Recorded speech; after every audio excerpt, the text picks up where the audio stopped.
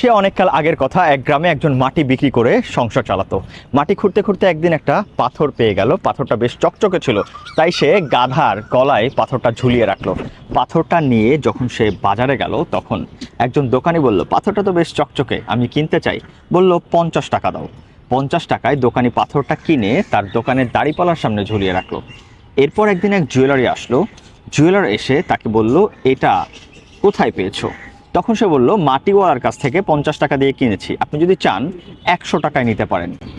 Jeweller একটু চালাক ছিল, তাই সে বার্গেনিং করা শুরু করলো। সে বলল, 80 টাকা হলে আমি নিব। আর দোকানিও দিতে চাইলো না। জুয়েলার ভাবলো পরের দিনে সে নিয়ে নিব। কিন্তু জুয়েলার চলে যাওয়ার পর আরও একজন স্বর্ণ ব্যবসায়ী সেখানে এসে পাথরটার দাম 100 টাকা শুনে সাথে সাথে কিনে নিল। পরদিন ওই চালাক জুয়েলার এসে বলল, পাথরটা কোথায়? তখন সে বলল, আর একজন এসে 100 টাকায় কিনে নিয়ে গিয়েছে। তখন জুয়েলার বলল, তুমি কত বোকা, এটা ছিল একটা অমূল্য হীরা, তুমি এটা 100 টাকায় বিক্রি করে দিয়েছো। তখন দোকানি হাসলো, হেসে বলল, বোকা আমি না, বোকা আপনি। কারণ আমি জানতাম না এটা অমূল্য হীরা, কিন্তু আপনি জানতেন। আপনি 20 টাকার জন্য এটা না নিয়ে চলে গিয়েছেন। Yes, this is the point.